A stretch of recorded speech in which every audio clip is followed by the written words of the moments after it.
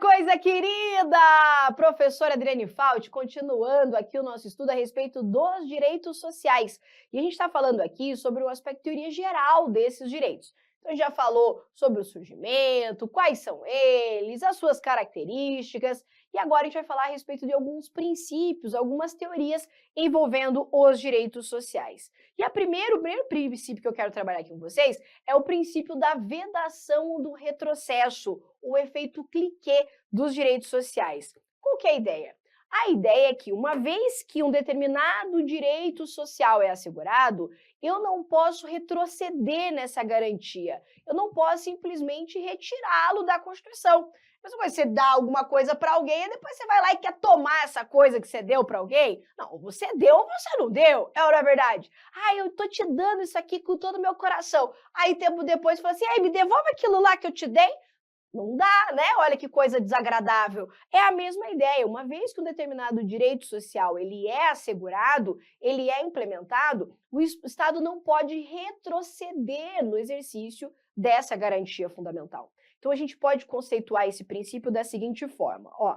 Então, eu tenho aqui esse princípio da vedação ao retrocesso, analisado sob duas perspectivas. Vamos lá. Numa perspectiva fática, ou seja, em relação aos fatos, eu posso dizer que esse princípio vai dizer que o Estado ele tem que ter uma postura ativa na redução das desigualdades e promoção dos direitos sociais. Qual que é a ideia? O Estado, ele verificando, então, existem os direitos sociais ali na Constituição. Ele não tem que ter uma postura negativa, ao contrário, ele tem que ter uma postura ativa na promoção, na garantia desses direitos. Isso é a perspectiva fática ou de fato. Então, a perspectiva fática significa, então, essa postura ativa do Estado, tanto na redução das desigualdades, através, dos direitos sociais, desigualdades, quanto na promoção desses direitos. Dos direitos. Ok? Essa é a postura fática, uma perspectiva fática. Eu ainda tenho uma perspectiva jurídica desse princípio. Perspectiva formal aqui, Significa, então, que há um limite ao poder de reforma. Ai, meu Deus do céu, calma que é fácil.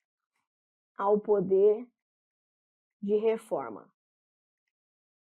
O que é isso? Uma vez que eu asseguro um determinado direito social, ele deve ser compreendido como uma cláusula pétrea. Ou seja, ele funciona aqui como um direito, uma garantia individual que não pode ser simplesmente retirada do indivíduo. Então, por isso, numa perspectiva jurídica, uma vez assegurados os direitos sociais, eu proíbo que o Estado retroceda, eu proíbo que ele volte ao que era antes no exercício dessa garantia, funcionando então como um limite ao poder de reforma. Ou seja, não é possível se criar, por exemplo, uma emenda à Constituição simplesmente para abolir um determinado direito social sem qualquer compensação. Vamos anotar isso? Então, olha só, ele funciona então como um limite ao poder de reforma, na medida em que o Estado ele não pode retirar ou suprimir um direito social sem a devida compensação. Sem a devida compensação. Então, por exemplo, aqui por uma emenda à Constituição. Então, veja, a Constituição vai lá e me assegura, por exemplo, o direito ao transporte. Direito ao transporte. Aí vem uma emenda à Constituição para tirar o direito ao transporte com o direito social. Não pode. Entendeu? Esse seria o princípio da vedação ao retrocesso. Lembrando ainda que, uma vez previsto na Constituição, então eu não posso ter uma emenda para retirar, mas eu preciso de normas infraconstitucionais, então eu preciso de leis infraconstitucionais. Opa, tá, minha mão acho que tá meio travada ainda aqui. Leis constitucionais que vão estabelecer medidas, né? Vão regulamentar aqui esse direito fundamental social. E nesse sentido, essas leis infraconstitucionais, elas também não podem retroceder na garantia. Então vamos lá. Eu tenho um direito social previsto na Constituição. Pode vir uma emenda e suprimir, abolir esse direito social? Não, eles transformam em uma cláusula pétrea. É isso que a doutrina tem reconhecido hoje. Tá. Mas lembra que os direitos sociais, via de regra, eles dependem de regulamentação, classificando-se como normas de eficácia limitada. Lembra disso? Tá. Como é uma norma de eficácia limitada que depende de regulamentação, eu preciso de normas infraconstitucionais, de leis infraconstitucionais, de políticas públicas para poder fazer valer esse direito fundamental social, ok? Essas normas também infraconstitucionais também não podem retroceder nas garantias. Eu posso, por exemplo, ter uma norma, uma lei infraconstitucional revogada, que assegure determinados direitos sociais ou que crie medidas para a implementação desses direitos sociais. Mas se isso acontecer, eu tenho que ter uma compensação por essa revogação. Então, tenho lá direito ao transporte, ok? Aí vem a União e cria uma lei trazendo medidas de como esse direito social vai ser implementado. Essa norma infraconstitucional, ela pode, por exemplo, ser revogada, mas desde que o Estado assegure uma compensação, ou seja, outras medidas para poder fazer valer esse direito já assegurado. Então veja que o efeito cliquet, aqui a proibição aqui da vedação ao retrocesso, ela impede tanto que se faça uma emenda para retirar um determinado direito social já assegurado, como também implica em dizer que medidas infraconstitucionais já asseguradas não podem ser revogadas ou, caso sejam revogadas, cabe ao Estado assegurar medidas compensatórias, ou seja, para poder valer aquela garantia. Então, ele deu um direito ao transporte, lá no nosso exemplo, através dessa medida. Aí ele vem e revoga essa medida, ele vai ter que criar uma outra para compensar essa que ele retirou. Ok aqui? Então, a gente coloca, então, que através dessas normas infraconstitucionais, ela também, as garantias, também não podem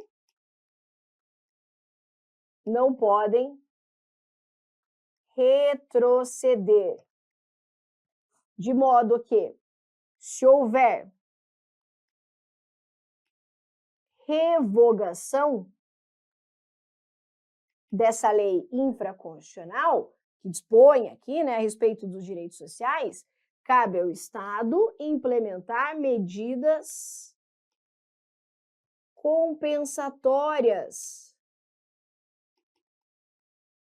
alternativas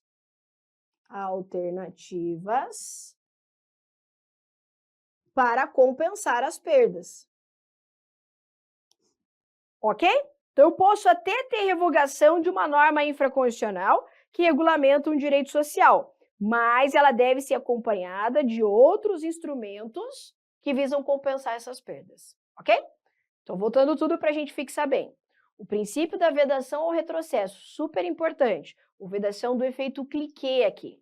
Ele me diz o quê? Sua perspectiva fática, de fato, cabe ao Estado ter uma postura ativa na medida, então, de reduzir desigualdades, de promover a igualdade material aqui, e, inclusive, promover direitos sociais.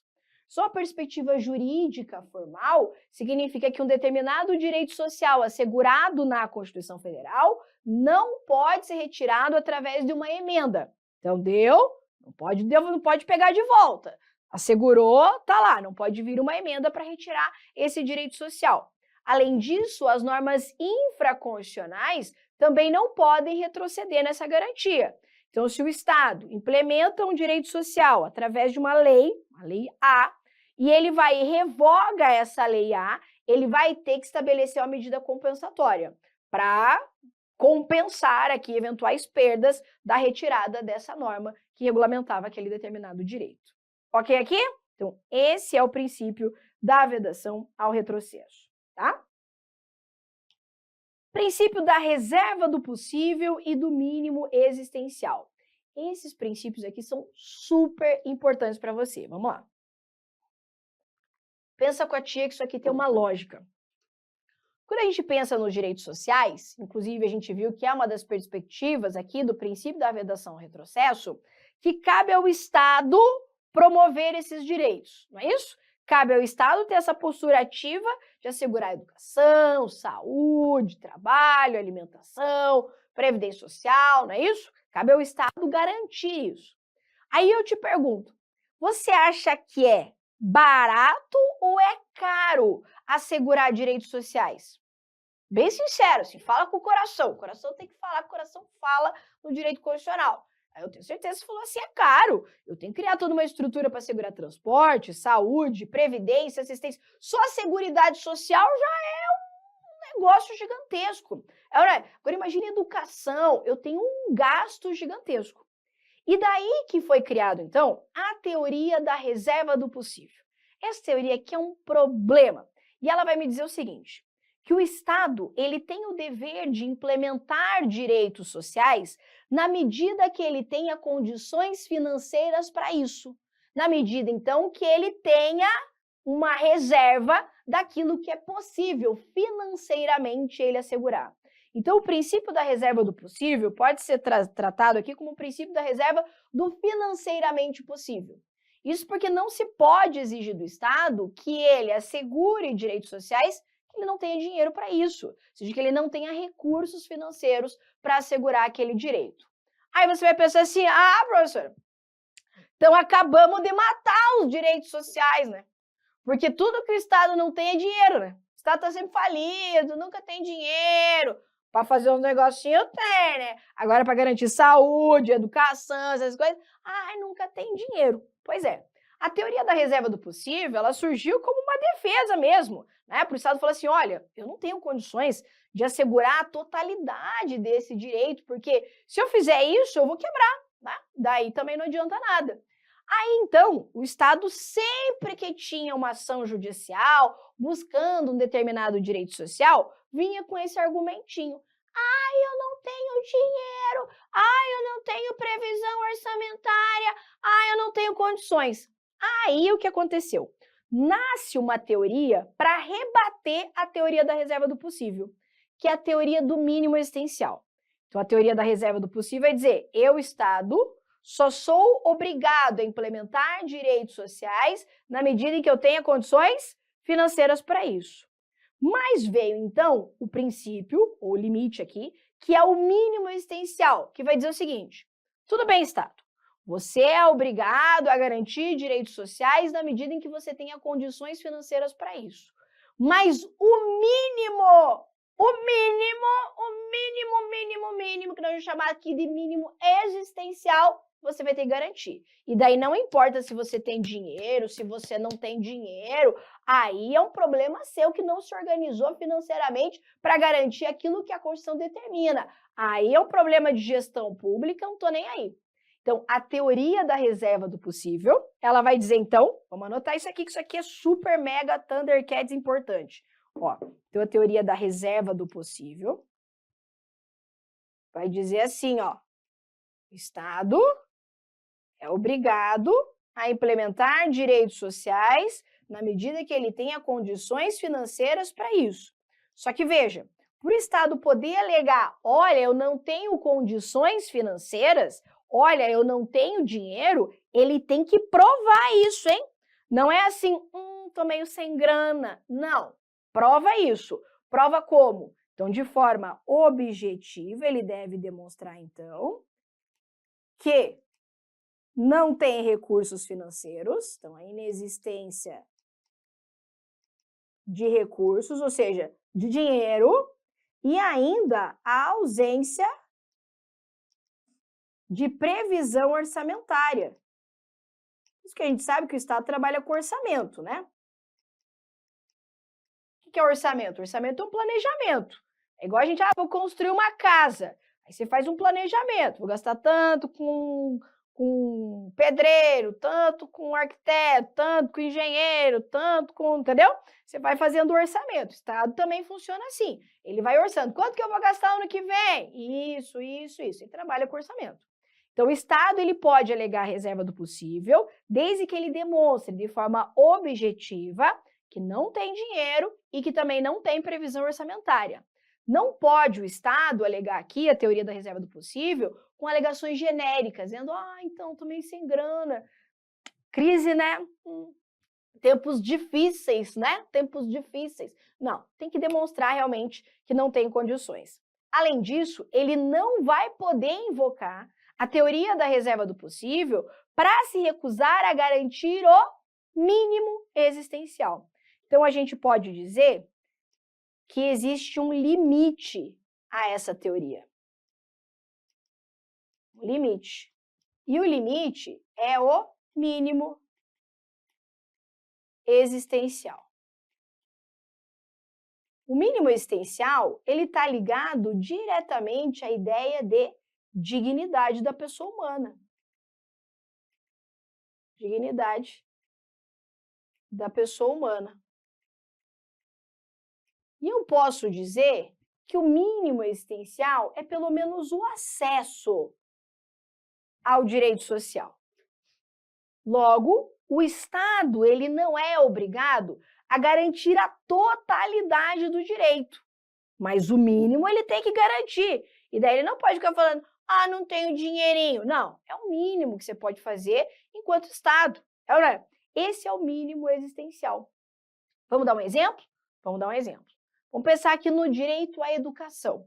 Então, cabe ao Estado garantir educação, certo? Ele tem que garantir uma estrutura de escolas públicas, de vagas, para as crianças poderem estudar. É ou não é isso? Tá. O Estado ele pode alegar a teoria da reserva do possível para se negar a garantir a totalidade desse direito. Por exemplo, o Estado pode falar assim, olha, eu não tenho condições financeiras para garantir na creche lá um quadrinho branco, tablets para as crianças, né? Poderem lá fazer as atividades. Isso eu não tenho condições de garantir. Mas o mínimo que eu posso garantir, eu vou garantir, que é ter um professor, uma professora dentro da sala de aula, que presta um concurso público adequado para estar lá naquele lugar, pelo menos a vaga na creche. Inclusive, o Supremo Tribunal Federal já reconheceu isso, que o direito a vagas em creches e pré-escolas até 5 anos de idade é mínimo existencial e não se sujeita à teoria da reserva do possível. Então, se o teu filho lá tem 3 anos, 4 anos, e você não está conseguindo uma vaga na creche, você tem direito subjetivo, essa criança tem direito subjetivo a ter a vaga na creche. Não pode o Estado falar assim, a gente não tem mais vaga, mãe. Pai, a gente não tem mais vaga em nenhuma creche do município. Não pode. Isso é mínimo existencial. O prefeito que abra a vaga da creche na casa dele, se for necessário. Isso porque é um absurdo a gente não ter um mínimo de planejamento nos municípios. Vamos falar a verdade, isso é um absurdo, não é? Porque nasceu quantas crianças? Daqui tanto tempo ela vai precisar de uma creche, não é? Então, cabe ao município ali, ao Estado como um todo, se organizar para atender essa demanda. Só que, infelizmente, a gente sabe que às vezes isso não acontece. E daí, o que a gente pode fazer? Quando o Estado não garante nem o mínimo existencial, a gente vai onde? Buscar o poder judiciário. E o judiciário tem assegurado cada vez mais a implementação de direitos sociais. Aliás, esse fenômeno, então, do judiciário assegurar direitos sociais tem sido chamado de judicialização de políticas públicas. Porque quem deveria garantir, né, educação, saúde, essas coisas, seria o judiciário, seria o executivo, através de políticas públicas eficientes. Só que a gente sabe que tem cada gestor público, né, que Deus o livre. E daí eu tenho que fazer o quê? Eu tenho que ir lá no Poder Judiciário e falar assim, olha, não está me garantindo nenhum mínimo. E daí cabe sim ao Poder Judiciário se intrometer, mas não para garantir a totalidade. Porque a totalidade o Estado pode alegar a reserva do possível, mas para garantir o mínimo. Ok aqui? Tá. Então, essa atuação, então, não garantiu o mínimo, faço o quê? Judicializo. Como que é esse fenômeno aqui, ó? Judicialização de políticas públicas. Isso significa, então, que o Estado respeitada aqui, né, a reserva do possível, ele pode ser obrigado a implementar determinados direitos sociais. Mas veja que a decisão judicial, ela deve determinar que o Estado realize aquilo que se considera como mínimo existencial. Mas, professora, o que é o mínimo existencial, por exemplo, em cada direito social?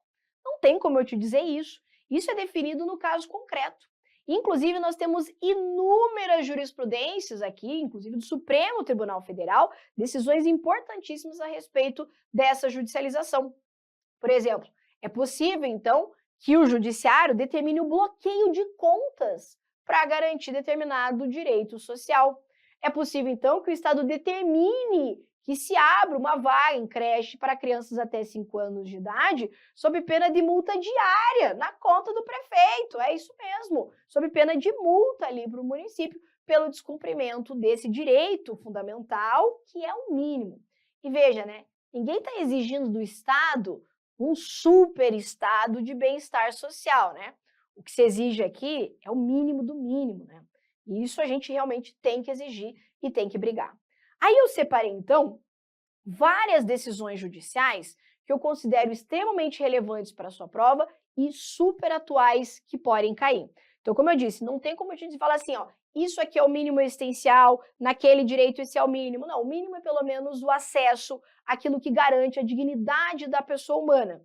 E veja que o mínimo existencial, ele se aplica a todo e qualquer direito social. Não é só do direito à saúde, por exemplo, ou direito à educação. Isso aqui é válido para transporte, para segurança pública, para previdência social, para todos os direitos sociais, ok? E eu separei, então, algumas jurisprudências, a gente vai analisar, então, elas agora. Vamos lá. Em relação ao direito à saúde, isso aqui é importantíssimo. Olha só o que já decidiu o Supremo Tribunal Federal. Olha só. Então, primeiro ali, jurisprudência. O Poder Judiciário, ele pode obrigar o poder público a manter estoque mínimo de medicamentos contra doenças raras. Isso aqui é tão importante, gente. Existe um ramo do direito, que é o direito médico hoje, está cada vez mais crescente, né? Que determina, então, que cabe ao Estado aqui, e o judiciário pode obrigar a manter um estoque mínimo para combater determinadas doenças que são raras, né? Que as pessoas não têm condições de ter um acesso, de comprar aquele medicamento, cabe ao Estado manter esse estoque. O próximo é jurisprudência. O reconhecimento do direito... Eu vou ler, só para te explicar. Eu vou ler e daí a gente vai comentando cada uma delas, tá? O reconhecimento do direito individual ao fornecimento pelo Estado de medicamentos de alto custo, não incluído em Política Nacional de Medicamentos ou em Programa de Medicamentos de Dispensão em caráter excepcional, depende da comprovação da imprescindibilidade, essas palavras são bem importantes, adequação e necessidade, da impossibilidade de substituição do fármaco ali do remédio e da incapacidade do enfermo e dos membros da família solidária. Veja só, uma das coisas que mais tem aparecido no Poder Judiciário são ações que visam obrigar o Estado a fornecer medicamento de alto custo, ou seja, aqueles medicamentos caríssimos, né? E tem medicamentos que custam milhões, mas milhões que podem salvar vidas de crianças, de pessoas que dependem da própria vida desse medicamento, desse fármaco. E daí, o Estado ele pode ser obrigado a assegurar esse medicamento de alto custo?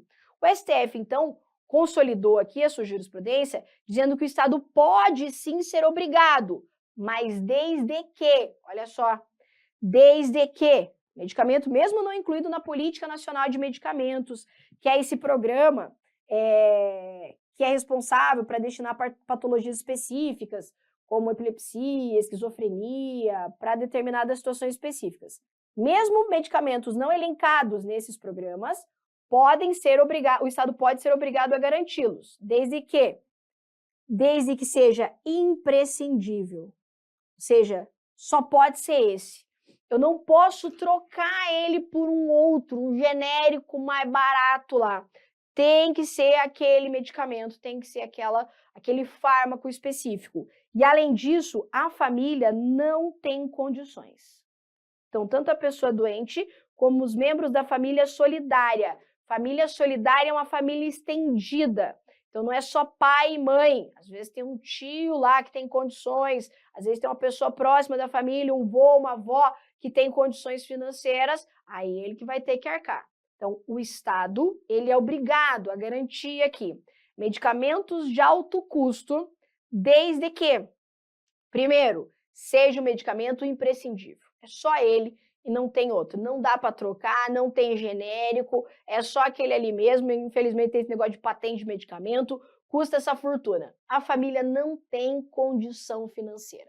E não tem tio, não tem vô, não tem vó, não tem ninguém que possa assegurar aqui a compra desse medicamento, que tenha condições de garantir esse medicamento. Aí sim, o Estado pode ser condenado aqui a garantir esse medicamento de alto custo, ok? Tá. Ainda, o Estado ele não pode ser obrigado a fornecer medicamentos experimentais. Esse aqui também está super atual, a decisão de 2020, mas foi publicada aí recentemente. Então, o Estado ele não pode ser obrigado a fornecer medicamentos experimentais. E esse 2 aqui, ó. A ausência de registro na Anvisa impede, como regra geral, o fornecimento de medicamento por decisão judicial. Mas calma lá. Então, o que o STF está se posicionando? Primeiro, o Estado não é obrigado, cada frasezinha dessa é uma questão de prova, entendeu? Então, o Estado ele não pode ser obrigado a fornecer medicamentos experimentais, primeira situação. Segundo, se não tem registro na Anvisa, via de regra, o Estado também não é obrigado a fornecer e nem decisão judicial pode obrigar o Estado a assegurar aquele medicamento. Aí tem exceção, olha só. É possível, excepcionalmente, a concessão judicial de medicamentos sem registro sanitário em caso de mora. O que é mora? Pensa em mora como demora. Mora é demora, um atraso aqui. Uma mora irrazoável da Anvisa em apreciar o pedido, prazo superior ao previsto na legislação aqui infraconstitucional. Quando preenchidos 3 requisitos. Primeiro, a existência de pedido de registro do medicamento no Brasil, salvo no caso de medicamentos órfãos por doenças raras e ultra-raras. 2. A existência de registro do medicamento em renomadas agências de regulação no exterior. A inexistência de substituto terapêutico com registro no Brasil. E aqui, ó, as ações que demandem fornecimento de medicamentos sem registro na Anvisa deverão ser necessariamente propostas em face da União. Então, vamos entender aqui, ó. O que o STF entendeu? Isso aqui foi uma corrente vencedora, não foi unânime. Em que, em situações, mesmo de remédios aqui de alto custo, não disponível no sistema, o Estado pode ser obrigado, como a gente viu ali, se a família não tem condições financeiras e tudo mais. Agora, o problema não é aqui o valor do medicamento, e sim ele não ter registro na Anvisa. Então, vamos pensar um medicamento aí que não tem registro na Anvisa, mas que já tem pedido de registro e a Anvisa está demorando para analisar. Já passou prazo e a Anvisa não se manifesta, não analisa aquele medicamento e ainda não tem outro no mercado, não tem nenhum substituto com registro no Brasil. E já existe registro desses medicamentos em agências reconhecidas internacionalmente. Por exemplo, quem tem pessoas diabéticas na família sabe muito bem o que eu estou falando. Existem diversos equipamentos para pessoas diabéticas hoje com uma tecnologia muito superior ao que nós temos aqui no Brasil. Eu falo que o meu marido ele tem diabetes tipo 1, aquela que descobre quando é criança ainda e tudo mais, né? Não é aquela diabetes de uma certa idade ou porque comeu muito doce da vida, como falam, né? Não, ele tem aquela diabetes tipo 1. E no caso dele aqui, o controle ele tem que fazer pela picada do dedo ou existe uns chips que você coloca assim no braço e tudo mais. O que a gente tem no Brasil à venda disponível é o chip da idade da pedra. Você está entendendo? Da idade da pedra. Existem medicamentos muito mais avançados, com muito mais precisão, que vão dar para essa pessoa que tem, né, essa condição aqui, uma melhor qualidade de vida. E há pedidos de registro na Anvisa desses medicamentos há anos que não andam. E a ideia aqui, então, do Supremo Tribunal Federal é, poxa, mas tem alguma coisa semelhante que vale, é isso? Não, não tem. Isso aqui é muito superior, tá lá na frente, tratamento super avançado, muito melhor. Ah, esse medicamento, essa situação, ela tem, assim, já registros em outros locais, internacionalmente reconhecidos? Tem. Tem alguma coisa para substituir que nós já temos aqui em casa? Não, não tem. Bom, então aí vai poder, sim, o Estado garantir esse determinado medicamento. Você entendeu? Então, não vai confundir as duas júris. Medicamento de alto custo, aquele medicamento, não lembro, esqueci o nome agora, que é para tem crianças que nascem com uma determinada doença, talvez o pessoal aí me ajude, né? Que nasce com uma determinada doença e a criança não se desenvolve. Aí ela usa, analgésima, é um medicamento milionário, né? Aí a criança usa e volta a se desenvolver, assim, é a cura daquela doença. É para situações como essa, aquela decisão. E daí, então, se não tem outro e a família não tem condições financeiras, o Estado deve assegurar. Segunda situação aqui, o medicamento não tem registro na Anvisa. O Estado não é obrigado a fornecer, nem mesmo por decisão judicial, salvo, e aqui as exceções. Se tem registro já, tem pedido e a Anvisa ainda não analisa esse registro, já reconheceram que existe registro em entidades renomadas aí internacionalmente e não tem equivalente no Brasil, aí sim é possível decisão judicial garantindo aqui, obrigando, né, o Estado a permitir a fornecer esse medicamento em território nacional. Ok? Beleza? Muito bem. Aqui vamos lá. Tem mais jurisprudência de direito à saúde. Cabe ao Estado fornecer, em termos excepcionais, medicamento em que, embora não possua registro na Anvisa, tem sua importação autorizada pela Agência de Vigilância Sanitária, desde que comprovada a incapacidade econômica do paciente, a imprescindibilidade clínica do tratamento e a impossibilidade de substituição por outro similar, constantes das listas oficiais de prestação de medicamentos e protocolos terapêuticos do SUS. Aqui, ó, diferente da situação anterior, não tem nem pedido de registro, mas a Anvisa autorizou a importação. Esse é o caso do medicamento canabidiol. Já ouviu falar? Da cannabis mesmo, Teteia. Canabidiol. Veja, não tem registro na Anvisa, mas a Anvisa autorizou a importação. Então, nesse caso, cabe ao Estado fornecer as pessoas que precisam, né, desse medicamento. Mas veja que tem que comprovar que não tem condições financeiras, né, imprescindibilidade aqui desse tratamento e que também não pode substituir por outro que já esteja, né, aqui com registro na Anvisa, liberado em lista de SUS e tudo mais, tá? Então, 3 jurisprudências super, mega, Thundercats, ROU importantes sobre direito à saúde. Então, 4, na verdade, que eu separei, né? O Estado é obrigado a manter estoque mínimo de medicamentos para doenças raras. O Estado ele pode ser condenado a fornecer medicamentos aqui de alto custo, não é a regra, de forma excepcional, quando for imprescindível, não tem nada semelhante no mercado e ninguém da família tem condições financeiras para assegurar. A próxima situação, o Estado também não é obrigado a fornecer medicamento experimental, né, aquele medicamento que já não está testado, e a ausência de registro da Anvisa, como regra, impede sim que o juiz condene lá o Estado a garantir aquele medicamento. Só que mesmo que não tenha registro na Anvisa, ele pode ser condenado, o Estado pode determinar aqui, o judiciário pode determinar a obrigação de assegurar aquele medicamento se 3 requisitos. Tem pedido de registro e a Anvisa ainda não analisou. Tem registro de medicamento já em outras agências, em renomadas agências, e não tem substituto terapêutico no Brasil.